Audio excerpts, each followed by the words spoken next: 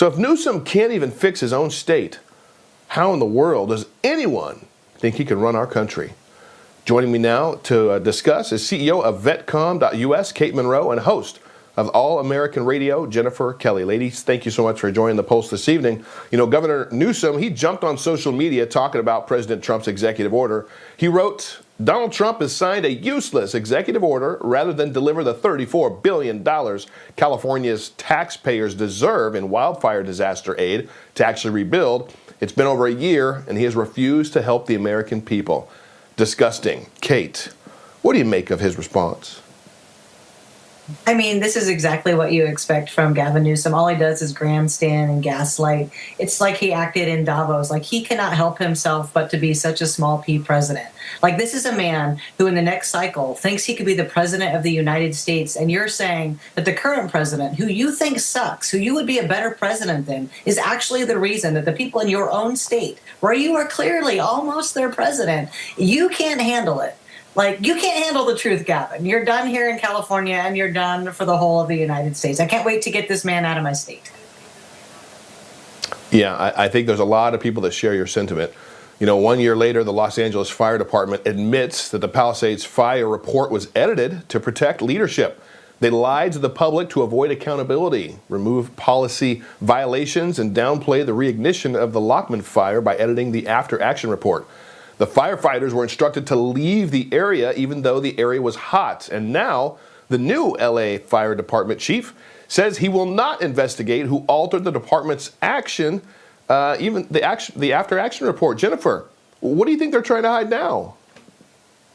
Oh, man, David, if you think there is a swamp in Washington, D.C., you ought to check out the one in the state of California. There is a labyrinth of NGOs that operate in and around L.A. County that just blows the doors off of anything happening in Washington, D.C., or even Minneapolis.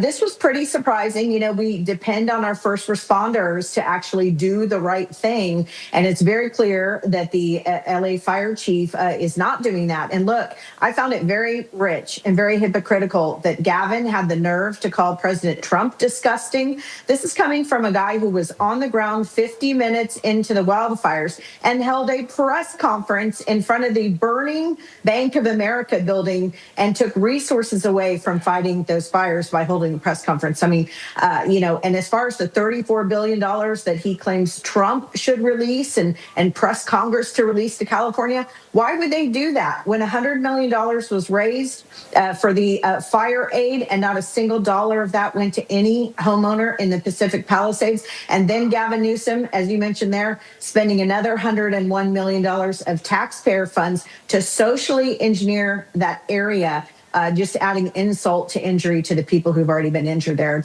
That's what's disgusting. Yeah, that's 100% what is disgusting.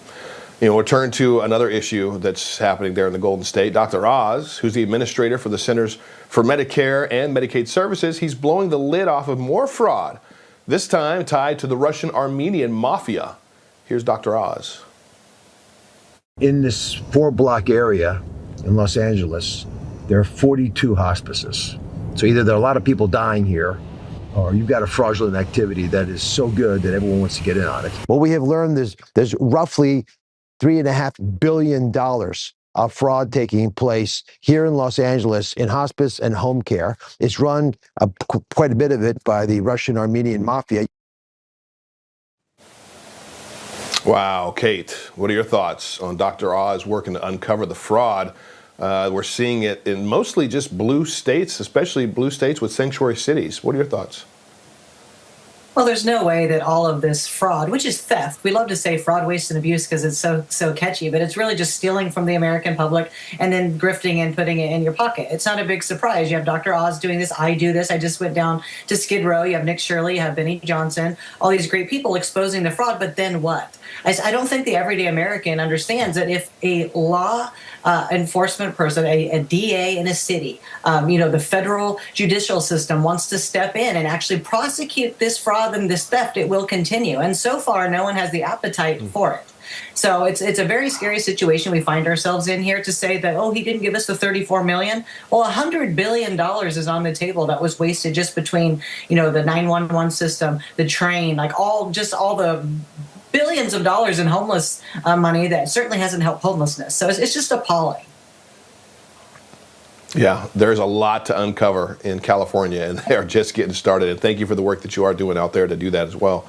No one deflects better than Gavin Newsom. Newsom responded to the video saying that Dr. Oz was cosplaying as a fraud fighter and pulling the classic race card.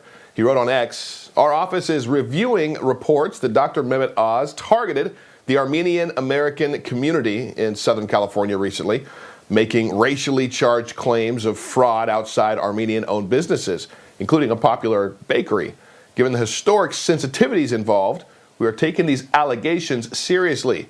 Any and all acts of hate have no place in California." So Jennifer, is being held responsible for fraud or theft, as Kate's pointed out very specifically, just stealing, is pointing that out actually now a sign or a state of an act of hate? Speaking of cosplay, this is a guy, Governor Hairgel cosplaying as a leader of the West. I mean, this is just so rich coming from this guy, right?